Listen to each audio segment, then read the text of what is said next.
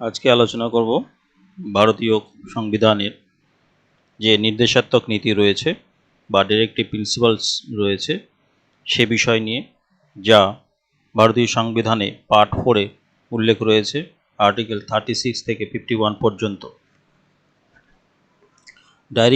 Directive principles কি?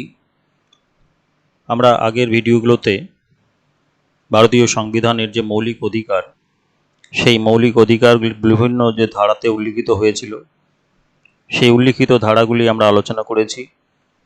এখন directive principal নিয়ে আলোচনা করব।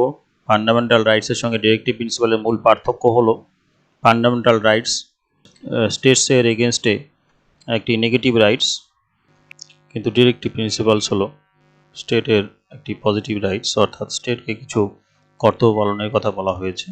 এবং এই বিষয়টি ভারতীয় সংবিধানে সপ্রু কমিটি 1945 সালে দুটি ইন্ডিভিজুয়াল রাইটসের কথা বলেছিল।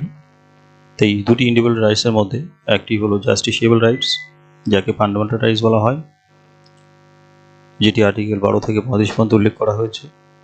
অপরটি হলো নন জাস্টিসিয়েবল রাইটস, যেটি directive principal of state policy বলা হয়, যেটি আর্টিকেল 36 থেকে 51 পর্যন্ত উল্লেখ করা হয়েছে।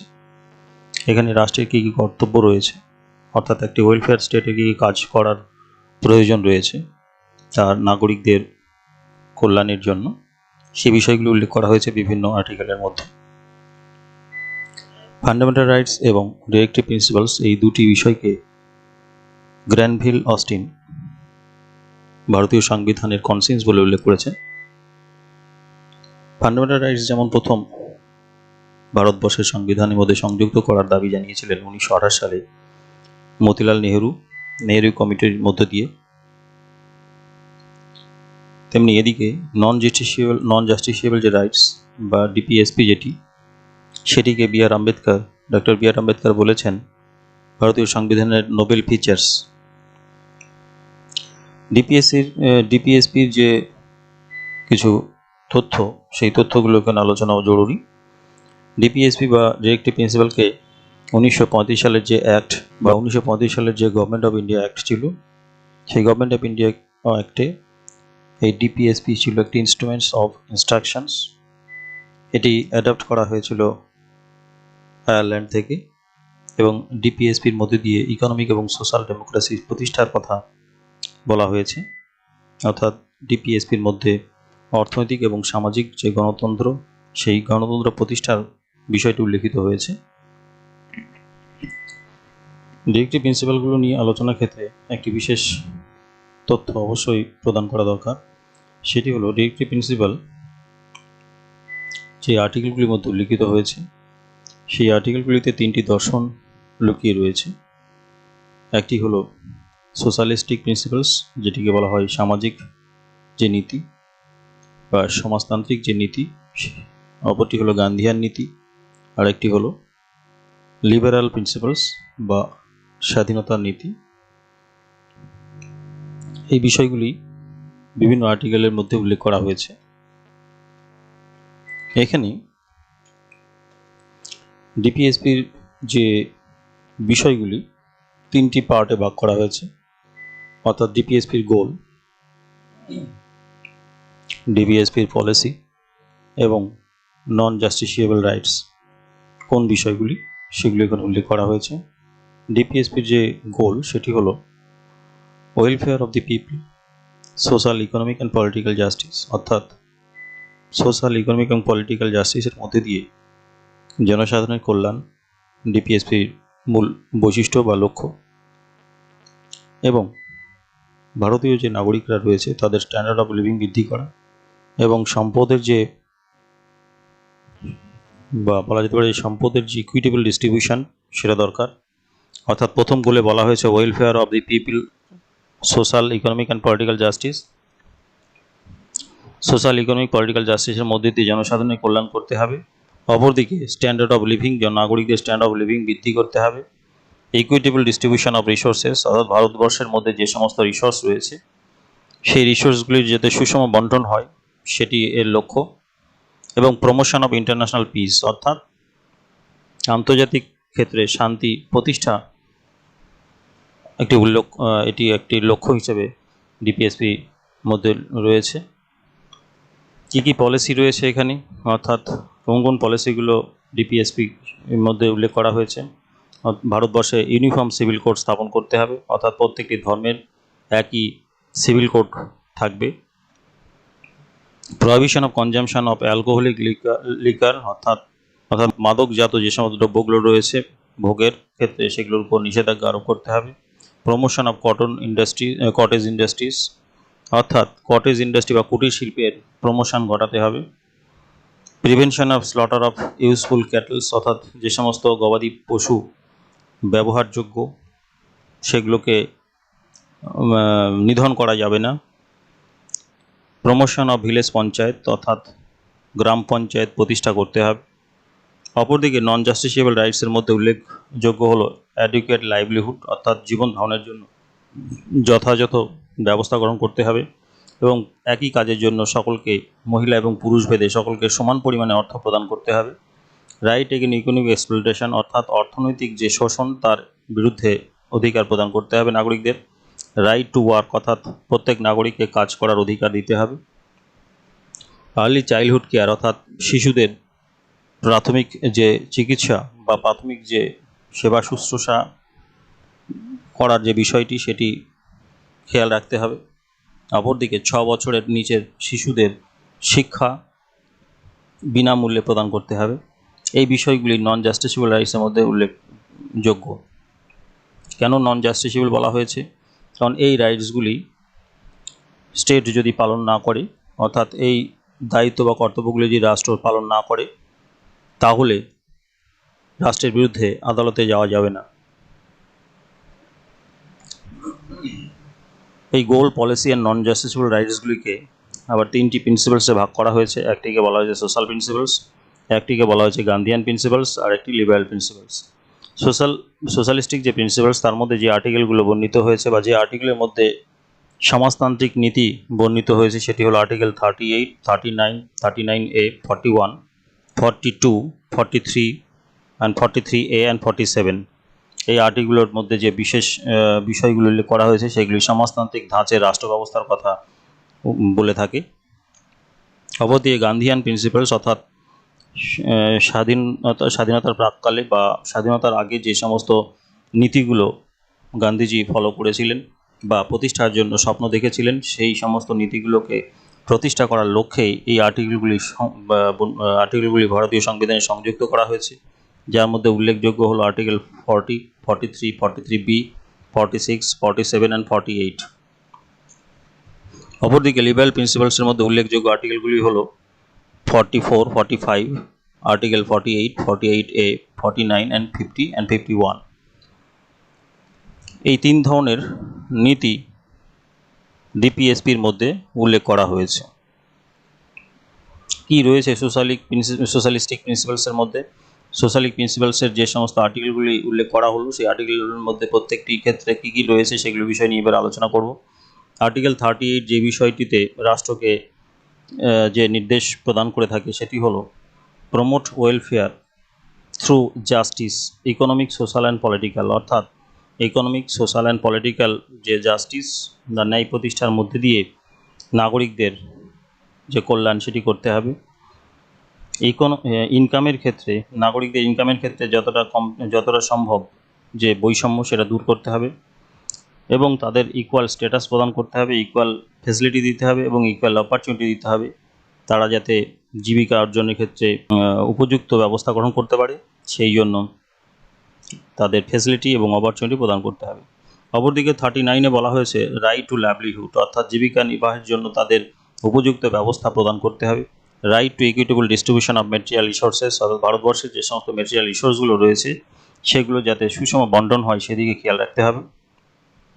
Right regarding prevention of concentration of wealth and means of production, অর্থাৎ সম্পদের যাতে কেন্দ্রীভবন না ঘটে সেটি দূর করতে হবে এবং যে প্রোডাকশনের উপাদানগুলি সেই প্রোডাকশনের উপাদানগুলি যাতে কক্ষিগত হয়ে না পড়ে সেই বিষয়টিকে খেয়াল রাখতে হবে রাষ্ট্রের। Right two equal pay for equal work, অর্থাৎ একই কাজের জন্য একই বেতন বা মজুরি প্রদান করতে হবে। Right two preserve health and right against child abuse, অর্থাৎ স্বাস্থ্যক্ষেত্রে যাতে নাগরিকরা সঠিকভাবে সুযোগ সুবিধা পায়, অর্থাৎ স্বাস্থ্য পরিষেবা যাতে রাষ্ট্র সকল নাগরিককে প্রদান করতে পারে সে বিষয়টি দেখতে হবে, এবং কোনো শিশু যাতে অ্যাবিউজড না হয় সেই বিষয় রাষ্ট্রের দায়িত্বের মধ্যে পড়ে। Right to health of children, অর্থাৎ শিশুদের যে স্বাস্থ্য সেই স্বাস্থ্যের পরিষেবা রাষ্ট্রকে প্রদান করতে হবে। আর্টিকেল 39-এ বলা হয়েছে promote equal justice and free legal aid to poor, অর্থাৎ দরিদ্র ব্যক্তিদের যে আইনি সহায়তা সেই আইনি সহায়তা প্রদান করতে হবে এবং যেটি রাষ্ট্র করে থাকবে, এবং তাদেরকে ইকুয়ালি জাস্টিস প্রদান করতে হবে, সেটি তাদের ইকোনমিক স্ট্যাটাসের উপর ভিত্তি করে তাদের জাস্টিস যাতে জাস্টিসের ক্ষেত্রে যাতে বৈষম্য না হয়ে থাকে, বৈষম্য তৈরি করা না হয় সেই বিষয়টিকে রাষ্ট্রে দেখতে হবে।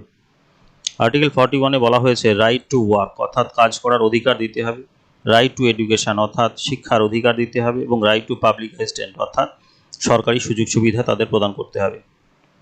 আর্টিকেল 42-তে বলা হয়েছে provision for just and human condition of work and maternity relief. এবার আলোচনা করব আর্টিকেল 43 নিয়ে। আর্টিকেল 43-তে বলা হয়েছে securing a living wages, a decent standard of living and social and cultural opportunity for all workers. শ্রমিকদের যে লিভিং ওয়েজেস, অর্থাৎ তাদের মিনিমাম একটা ওয়েজেস প্রদান করতে হবে, এবং যাতে তাদের decent standard of living maintain হয়, এবং তাদের সামাজিক এবং সাংস্কৃতিক যে সমস্ত যে অপরচুনিটি বা সুবিধা সেগুলি যাতে তারা প্রাপ্ত হয় সেই বিষয়টিও দেখা রাষ্ট্রের দায়িত্ব। আর্টিকেল 43-এতে বলা হয়েছে secure participation of works in management of industries, অর্থাৎ যে সমস্ত শিল্প কারখানাতে শ্রমিকরা কাজ করছে সেই সমস্ত শিল্প কারখানাতে যাতে ব্যবস্থাপনার ক্ষেত্রে তারা অংশগ্রহণ করতে পারে সে বিষয়ে তাদের নিশ্চয়তা প্রদান করতে হবে। আর্টিকেল 47-এ বলা হয়েছে raise the level of nutritions and the standard of living of people and to improve public health. 42তম অ্যামেন্ডমেন্ট 1976 সালে, এই অ্যামেন্ডমেন্টের মধ্যে দিয়ে যে আর্টিকেলগুলো যে একটি প্রিন্সিপাল মধ্যে সংযুক্ত হয়েছিল সেগুলি হলো 39, 39A, 43A অ্যান্ড 48A। এই আর্টিকেলগুলো 42তম সংশোধনী 1976 সাল তার মধ্যে দিয়ে ভারতীয় সংবিধানের ডিরেক্টিভ প্রিন্সিপালের মধ্যে সংযুক্ত হয়েছে। এবার আলোচনা করব গান্ধীয়ান যে প্রিন্সিপালস বর্ণিত হয়েছে ডিরেক্টিভ প্রিন্সিপালের মধ্যে যে আর্টিকেলগুলি তাতে সংযুক্ত সেগুলি হলো আর্টিকেল 40, যেখানে বলা হয়েছে ভিলেজ পঞ্চায়েত প্রতিষ্ঠা করতে হবে এবং সেলফ গভর্নমেন্ট স্থাপন করতে হবে। অপরদিকে আর্টিকেল 43-তে বলা হয়েছে যে কটেজ ইন্ডাস্ট্রি স্থাপন করতে হবে, অর্থাৎ গ্রামীণ ক্ষেত্রে কুটির শিল্প প্রসার ঘটাতে হবে। আর্টিকেল 43B-তে বলা হয়েছে কোঅপারেটিভ সোসাইটি প্রতিষ্ঠা করতে হবে এবং তার যে কাজ বা তার যে ব্যবস্থাপনা সেটি যাতে সুষ্ঠুভাবে হয় সেইটা দেখার দায়িত্ব রাষ্ট্রের রয়েছে। আর্টিকেল 46-এ বলা হয়েছে ইকোনমিক এডুকেশনাল ইন্টারেস্ট যাতে সুরক্ষিত হয় এবং তাদের যে ইকোনমিক এবং এডুকেশনাল ইন্টারেস্ট যাতে প্রমোট হয়, এসসি এসটি এবং উইকার সেকশনের সেটি নিশ্চয়তা প্রদান করবে রাষ্ট্র, এবং তারা যাতে কোনো রকমভাবে এক্সপ্লয়টেশনের শিকার না হয় বা শোষণের শিকার না হয় সেই বিষয়টিও তাদের দেখতে হবে রাষ্ট্রকে। 47-এ বলা হয়েছে যে সমস্ত মাদক দ্রব্য রয়েছে বা ড্রাগস রয়েছে সেগুলি যাতে ভোগ করা থেকে নাগরিকরা বিরত থাকে সেই বিষয়টি রাষ্ট্র দেখবে, সেই বিষয়ে যথাযথ আইন প্রণয়ন যাতে রাষ্ট্র করে সেই বিষয়টি রাষ্ট্রের দায়িত্বের মধ্যে পড়ে থাকে। আর্টিকেল 48-এ বলা হয়েছে cow, calves and other milch or draught cattles, এই সমস্ত যে সমস্ত গবাদি পশুগুলো যেগুলি প্রয়োজনীয়তা রয়েছে সেই সমস্ত গবাদি পশু যাতে নিধন করা না হয় সেইটি দেখা রাষ্ট্রের দায়িত্বের মধ্যে পড়ে। অপরদিকে লিবারেল প্রিন্সিপালে বলা হয়েছে আর্টিকেল 44-এ যে ইউনিফর্ম সিভিল কোড স্থাপন করতে হবে, অর্থাৎ দেশে বিভিন্ন ধর্মাবলম্বী ব্যক্তির জন্য যাতে সিভিল কোড একই হয় সেইটি রাষ্ট্রকে দেখতে হবে। আর্টিকেল 45-এ বলা হয়েছে আর্লি চাইল্ডহুড কেয়ার নিতে হবে এবং এডুকেশন প্রদান করতে হবে 6 বছর নিচের শিশুদের। আর্টিকেল 48-এ বলা হয়েছে সায়েন্টিফিক ওয়েতে এগ্রিকালচার এবং অ্যানিম্যাল হাজব্যান্ডারি যাতে হয়ে থাকে, অর্থাৎ কৃষি এবং যে প্রাণী সম্পদ সেই প্রাণী সম্পদ যে বিষয়গুলি সেগুলি যাতে সায়েন্টিফিক ওয়েতে রেয়ার আপ হয় বা লালন পালন হয় সেগুলি খেয়াল রাখার দায়িত্ব বা সেগুলি কর্তব্যের মধ্যে পড়ে রাষ্ট্রের। আর্টিকেল 48-এতে বলা হয়েছে এনভায়রনমেন্ট বা পরিবেশকে সুরক্ষিত রাখতে হবে এবং যাতে পরিবেশ কোনো রকমভাবে ক্ষতিগ্রস্ত না হয়। অপরদিকে ফরেস্ট, ওয়াইল্ড লাইফ এই সমস্ত বিষয়গুলি যাতে সুরক্ষিত থাকে সেই বিষয়গুলি রাষ্ট্রকে দেখতে হবে। আর্টিকেল 49-এ বলা হয়েছে মনুমেন্ট প্রোটেক্ট করার দায়িত্ব রাষ্ট্রের এবং প্রয়োজন অনুসারে কোনো বিষয়কে রাষ্ট্র ন্যাশনাল ইম্পর্টেন্স প্রদান করে সেটির প্রোটেকশনের ব্যবস্থা করবে। আর্টিকেল 50-তে বলা হয়েছে জুডিশিয়ারিকে এক্সিকিউটিভ থেকে পৃথক রাখতে হবে। 51-এ বলা হয়েছে ইন্টারন্যাশনাল পিস অ্যান্ড সিকিউরিটি বজায় রাখতে হবে এবং বিদেশি রাষ্ট্রের সঙ্গে ভালো সম্পর্ক বা সুসম্পর্ক বজায় রাখা রাষ্ট্রের কর্তব্যের বা দায়িত্বের মধ্যে পড়ে। তাহলে এতক্ষণ পর্যন্ত যে প্রিন্সিপালসগুলো আলোচনা করলাম, যেগুলি ডিরেক্টিভ প্রিন্সিপালের বিভিন্ন আর্টিকেলের মধ্যে উল্লেখ করা হয়েছে, তার মধ্যে যেমন সমাজতান্ত্রিক নীতি রয়েছে, তেমনি গান্ধীয়ান যে নীতি সেটি রয়েছে, তেমনি উদার নীতি বিষয়টি উল্লেখ করা হয়েছে। যেখানে সমাজতান্ত্রিক নীতিতে বলা হয়েছে যে সামাজিক বৈষম্য দূর করে এবং অর্থনৈতিক ও রাজনৈতিক বৈষম্য দূর করে জনকল্যাণ করতে হবে। অপরদিকে তেমনি নাগরিকদের স্বাস্থ্য যাতে সুরক্ষিত হয় এবং সম্পদে যাতে কেন্দ্রীভবন না হয় সেই বিষয়গুলি সঙ্গে সঙ্গে যে শিক্ষা এবং কাজের যে অধিকার, সেই শিক্ষা ও কাজের অধিকারকে প্রতিষ্ঠিত করতে হবে। শুধু তাই নয়, যে সমস্ত কলকারখানাতে শ্রমিকরা কাজ করছে সেই সমস্ত কলকারখানাতে যাতে তারা ব্যবস্থাপনার ক্ষেত্রে তারা ভবিষ্যতে সুযোগ সুবিধা পায় সে বিষয়ে নিশ্চয়তা প্রদান করতে হবে। অপরদিকে গান্ধীয়ান মতে আমরা পেলাম কি পঞ্চায়েতি রাজ ব্যবস্থা এবং যে কটেজ ইন্ডাস্ট্রি, কোঅপারেটিভ সোসাইটি প্রতিষ্ঠা এবং উইকার যে সেকশন রয়েছে তারা যাতে বৈষম্যের শিকার না হয় সে বিষয়গুলি লক্ষ্য রাখতে হবে এবং গবাদি পশু সংক্রান্ত যে বিষয় অর্থাৎ তাদের নিধন সংক্রান্ত যে বিষয় সে বিষয়ে যাতে রাষ্ট্র হস্তক্ষেপ করে থাকে সে বিষয়ের কথাও বলা হয়েছে। লিবারেল প্রিন্সিপালে বলা হয়েছে ইউনিফর্ম সিভিল কোড প্রতিষ্ঠা করতে হবে, অর্থাৎ প্রত্যেকটি ধর্মের জন্য বা প্রত্যেকটি নাগরিক যাতে একই সিভিল কোডের দ্বারা শাসিত হয় সে বিষয়টি রাষ্ট্র নজর রাখবে। এছাড়া বৈজ্ঞানিক পদ্ধতিতে যাতে চাষবাস হয়ে থাকে এবং প্রাণী সম্পদের বিষয়টিতে ক্ষেত্রে যাতে বিজ্ঞানসম্মত পদ্ধতি ব্যবহার করা হয় সেটি লক্ষ্য রাখতে হবে। এছাড়া পরিবেশ, বনভূমি এবং বন্যপ্রাণী সুরক্ষিত রাখতে হবে। শুধু তাই নয়, তাদের সংরক্ষণের ব্যবস্থা করতে হবে এবং মনুমেন্ট যেগুলো রয়েছে ভারতবর্ষে সেই মনুমেন্টগুলো সুরক্ষিত রাখা এবং কোনো বিশেষ স্থান বা বিশেষ বিষয়কে ন্যাশনাল ইম্পর্টেন্স প্রদান করে তার সুরক্ষা প্রদানের ব্যবস্থা করবে রাষ্ট্র। এছাড়া রয়েছে জুডিশিয়ারিকে এক্সিকিউটিভ থেকে পৃথক করবে এবং ইন্টারন্যাশনাল ক্ষেত্রে আন্তর্জাতিক স্তরে শান্তি এবং নিরাপত্তা এবং বিদেশি রাষ্ট্রের সঙ্গে যাতে বহুতমূল্য সম্পর্ক স্থাপিত হয় সেই বিষয়ে নিশ্চয়তা রাষ্ট্র প্রদান করবে।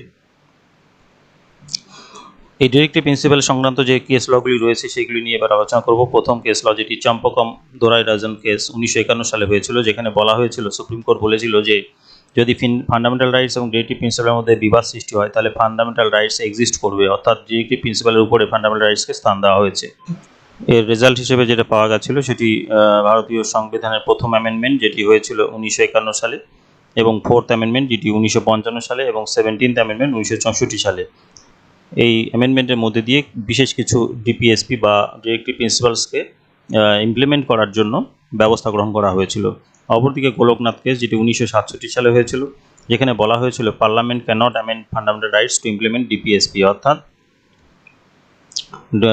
নির্দেশাত্মক নীতির যে রূপায়ণ সেই রূপায়ণ করার ক্ষেত্রে ফান্ডামেন্টাল রাইটসের অ্যামেন্ডমেন্টের মধ্যে দিয়ে সেটি রূপায়ণ করা যাবে না বা কার্যকর করবার জন্য মৌলিক অধিকারকে সংশোধন করতে পারে না। এর ফলশ্রুতিতে পার্লামেন্ট অ্যামেন্ডমেন্ট নিয়ে আসে, সেক্ষেত্রে 24th অ্যামেন্ডমেন্ট 1971 সালে এবং 25th অ্যামেন্ডমেন্ট 1971 সালে, যেখানে একটি নতুন ক্লজকে সংযোজন করা হয়, ক্লজ 31C, যাতে এম্পাওয়ার করা হয়েছে 39B এবং C ক্লজ, সেই ক্লজ দুটিকে ফান্ডামেন্টাল রাইটসের উপরে স্থান দেওয়া হয়েছে। অপরদিকে কেশবা ভারতী কেস 1973 সালে যেটি হয়েছিল তাতে বলা হয়েছিল যে 31C এর যে দুটি ক্লজ রয়েছে তার মধ্যে সেকেন্ড যে ক্লজটি সেই সেকেন্ড ক্লজটি আনকনস্টিটিউশনাল, কিন্তু প্রথম ক্লজটি কনস্টিটিউশনাল ভ্যালিডিটি তার রয়েছে। এর ফলশ্রুতিতে যেটা হয়েছিল 42nd অ্যামেন্ডমেন্ট 1976 সালে হয়েছিল, যেখানে parliament extend the scope of first provisions of article 31C and it accorded the position of legal primacy and supremacy to the directive principles over the fundamental rights conferred by Article 14, 19 and 31 অর্থাৎ এক্ষেত্রে article 14, 19 এবং 31 এর ঊর্ধ্বে article 39 B এবং C K স্থান প্রদান করা হয়েছে।